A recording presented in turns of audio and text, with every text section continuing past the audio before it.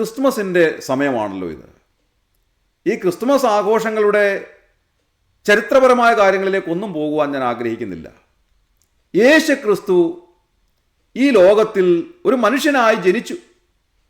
വലിയവനായ ദൈവം മനുഷ്യനായി ഈ ഭൂമിയിൽ ജനിച്ചു.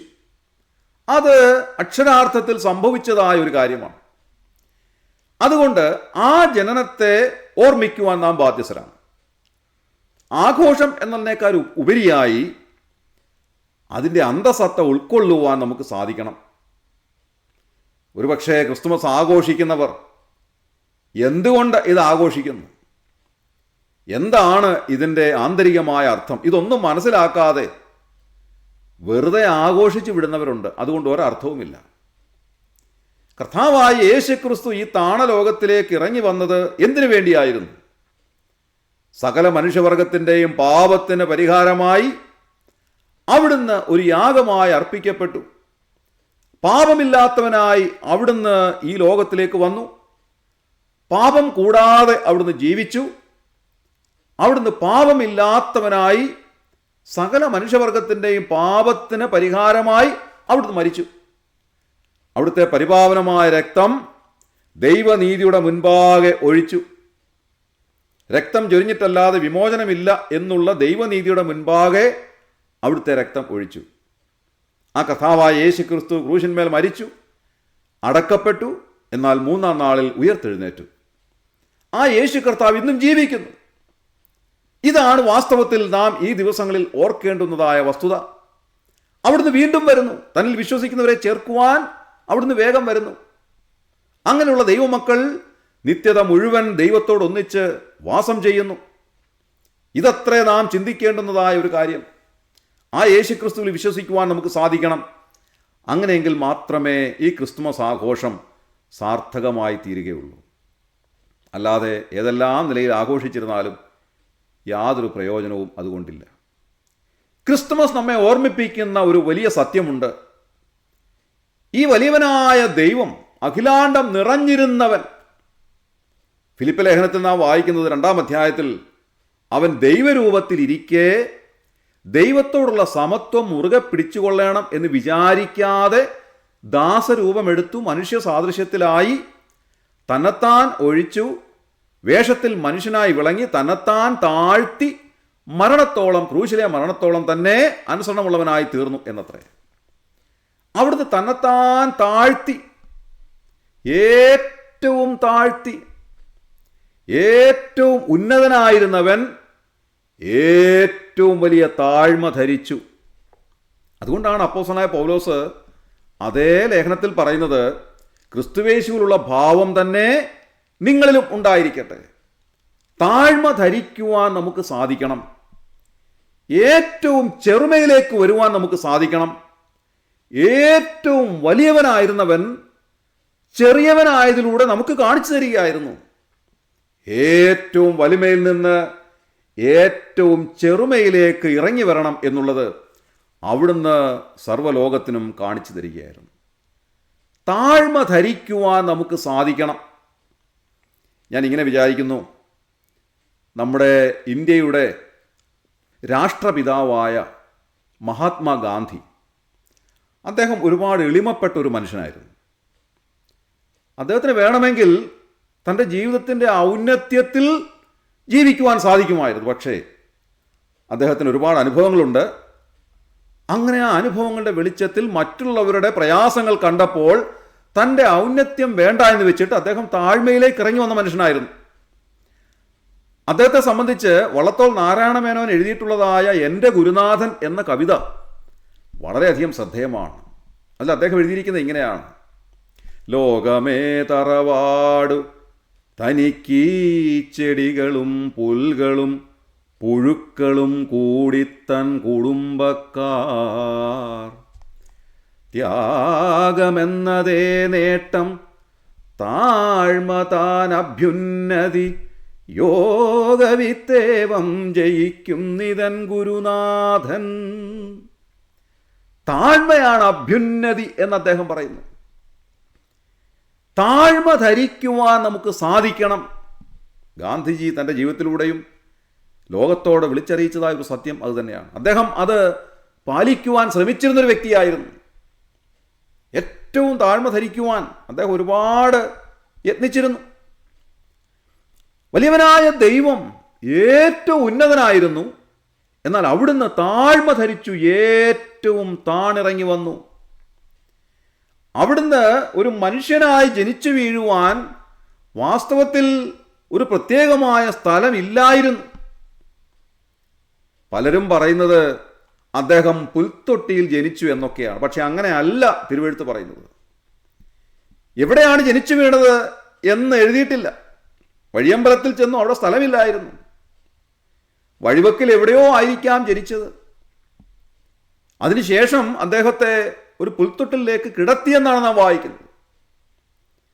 മഹാനായ KV സൈമൺ സാർ, മഹാകവിയാണ്. അദ്ദേഹം എഴുതിയതായ ഒരു പാട്ടിൽ അദ്ദേഹം ഇങ്ങനെയാണ് പാടിയത്: പരമസമ്പന്നനിധരണിയിലേറ്റം ദരിദ്രനായി തീർന്നു സോമനസാ,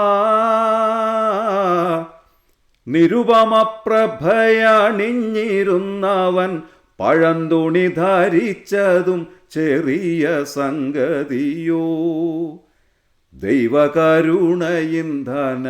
മാഹാത്മ്യം നാവാൽ വർണ്യമോ, ദൈവകരുണയിന്ധന മാഹാത്മ്യം. പരമസമ്പന്നനായിരുന്നവൻ പരമദരിദ്രനായി ഈ താണലോകത്തിലേക്ക് ജനിച്ചു വീണു. അങ്ങനെ പഴന്തുണിയിൽ അവനെ പൊതിഞ്ഞ് ശീലകൾ ചുറ്റി, വഴിയമ്പലത്തിൽ സ്ഥലമില്ലാതെ വന്നതുകൊണ്ട് ഒരു പുൽത്തൊട്ടിൽ അവനെ കിടത്തി. ആ കിടപ്പൊന്ന് കാണുമ്പോൾ എത്രമാത്രം ദയനീയമായ ഒരു കിടപ്പാണത്. അഖിലാണ്ടത്തെ സൃഷ്ടിച്ച വലിയവനായ ദൈവം, ആ വലിയവനായ ദൈവം ഒരു മനുഷ്യ ശിശുവായി ഈ ഭൂമിയിലേക്ക് വന്നപ്പോൾ അവനെ കേവലം കീറ്റുശീലകളിൽ പഴംതുണിയിൽ പൊതിഞ്ഞ് അവനെ ഒരു പുൽത്തൊട്ടിലിൽ കിടത്തുവാൻ തക്കവണ്ണം അത്രമാത്രം അവൻ ദരിദ്രനായി ജനിച്ചു. പരമസമ്പന്നൻ പരമദരിദ്രനായി ജനിച്ചു വീണു. അവിടുത്തെ ജീവിതത്തിലും അത് തന്നെ കാണിച്ചു. ഏറ്റവും എളിമപ്പെട്ടു. ഏറ്റവും ഉന്നതനായിരുന്നവൻ തന്നെത്താൻ താഴ്ത്തി എന്നാണ് നാം വായിക്കുന്നത്. പ്രിയമുള്ളവരെ, അങ്ങനെ താഴ്മ ധരിക്കുവാൻ നമുക്ക് സാധിക്കണം. നമ്മളൊക്കെ ആഗ്രഹിക്കുന്നത് ഏറ്റവും ഉന്നതരാകുവാനായിട്ടാണ്. എവിടെയും എനിക്ക് ഉന്നതനാവണം, എനിക്ക് ഉന്നതമായ സ്ഥാനമാനങ്ങൾ ലഭിക്കണം, എനിക്ക് വലിയ വലിയ ആളായി മാറണം, ഉന്നതമായ കാര്യങ്ങൾ എനിക്ക് നേടണം. ഇതൊക്കെയാണ് നമ്മുടെയൊക്കെ ആഗ്രഹങ്ങൾ.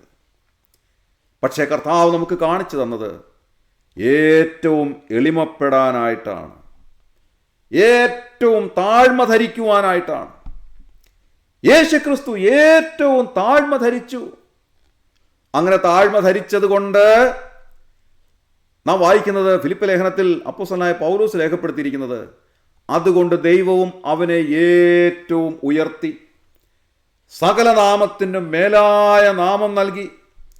അങ്ങനെ യേശുക്രിസ്തുവിൻ്റെ നാമത്തിങ്കിൽ സ്വർലോകരുടെയും ഭൂലോകരുടെയും അധോലോകരുടെയും മുഴങ്കാലൊക്കെയും മടങ്ങുകയും എല്ലാ നാവും യേശുക്രിസ്തു കർത്താവ് എന്ന പിതാവിൻ്റെ മഹത്വത്തിനായി ഏറ്റുപറയുകയും ചെയ്യേണ്ടി വരും എന്ന് നാം വായിക്കുന്നു.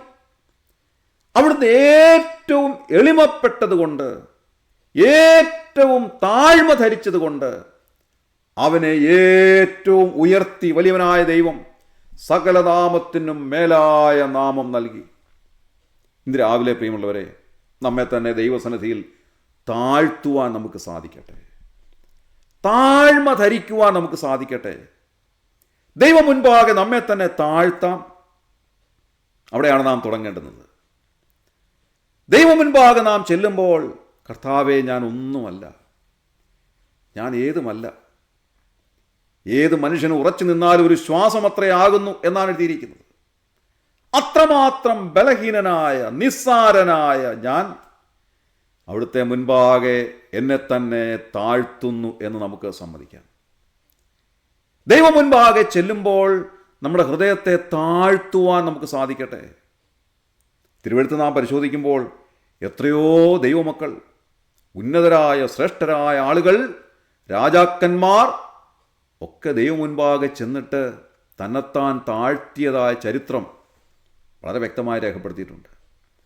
അവരൊക്കെ എത്ര ഭവ്യതയോടെ, ഭയത്തോടെയാണ് ദൈവം മുൻപാകെ പോയി നിന്നിട്ടുള്ളത്. പലപ്പോഴും നമുക്കതിന് സാധിക്കുന്നില്ല. നാം ദൈവം മുൻപാകെ ചെല്ലുമ്പോഴും നമ്മെ തന്നെ നീതീകരിക്കുകയും നമ്മെ തന്നെ ഉയർത്തുകയും ചെയ്യുകയാണ്. എന്നാൽ നമ്മെ താഴ്ത്തുവാൻ നമുക്ക് സാധിക്കണം. ഏറ്റവും എളിമപ്പെടുവാൻ നമുക്ക് സാധിക്കണം. ദാവീദ് രാജാവ് ചെയ്തത് അത് തന്നെയായിരുന്നു. ഏറ്റവും എളിമപ്പെട്ടു, ഞാൻ എളിമപ്പെട്ടു എന്നാണ് താൻ എഴുതിയിരിക്കുന്നത്. അങ്ങനെ എളിമപ്പെടുമ്പോൾ, നമ്മെ തന്നെ താഴ്ത്തുമ്പോൾ നമ്മെ ദൈവം ഉയർത്തും. നമ്മെ ഉയർത്തേണ്ടതിന് തക്ക സമയത്ത് നമ്മെ ഉയർത്തേണ്ടതിന് കർത്താവിൻ്റെ ബലമുള്ള കൈക്കീഴ് താണിരിപ്പീൻ എന്നാണ് നാം വായിക്കുന്നത്. തന്നെത്താൻ താഴ്ത്തുന്നവൻ ഉയർത്തപ്പെടും എന്ന് എഴുതിയിരിക്കുന്നു.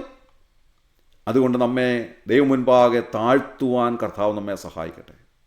ഈ വർഷത്തിൻ്റെ അവസാന ദിവസങ്ങളിലേക്ക് നാം വന്നിരിക്കുമ്പോൾ ദൈവം മുൻപാകെ നമ്മെ തന്നെ താഴ്ത്താം. കർത്താവിൻ്റെ മുൻപാകെ നമ്മുടെ തലകൾ കുനിയട്ടെ. നമ്മുടെ ഹൃദയം അവിടുത്തെ മുൻപാകെ താഴട്ടെ. നമ്മുടെ ഗർവമെല്ലാം നീങ്ങിപ്പോകട്ടെ. നമ്മുടെ ഉന്നത ഭാവമെല്ലാം മാറിപ്പോകട്ടെ.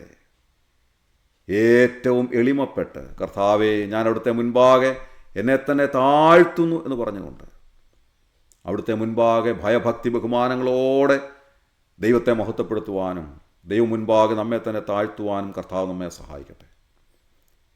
മറ്റുള്ളവരുടെ മുൻപാകെ നമ്മെ തന്നെ താഴ്ത്താം. ഉന്നതഭാവമെല്ലാം മാറിപ്പോകട്ടെ. നാം ഏറ്റവും എളിമപ്പെടുവാൻ ഈ ദിവസങ്ങളിലെ ശുശ്രൂഷകൾ മുഖാന്തരം ഇടയാകട്ടെ. ഈ ദിവസങ്ങളിലെ ആത്മീയ ചിന്തകൾ നമുക്കതിന് ഉപോത്ബലകമായി തീരട്ടെ. ദൈവം എല്ലാവരെയും അനുഗ്രഹിക്കട്ടെ. നമ്മുടെ കണ്ണുകളെ അടയ്ക്കാം, പ്രാർത്ഥിക്കാം. ക്രിസ്തുയേശുവിലൂടെ അതിവാത്സല്യമായി ഞങ്ങളെ സ്നേഹിക്കുന്ന സ്വർഗീയ പിതാവാം നല്ല ദൈവമേ, അനുഗ്രഹകരമായ ഈ പ്രഭാതത്തിൽ ഉണർന്നെഴുന്നേൽപ്പാൻ ഞങ്ങളെ സഹായിച്ചതിനായി സ്തോത്രം. ഈ വർഷത്തിൻ്റെ അവസാന ദിവസങ്ങളിലേക്ക് ഞങ്ങളെ കൊണ്ടുവന്നതിനായി ഞങ്ങൾ നന്ദി പറയുന്നു.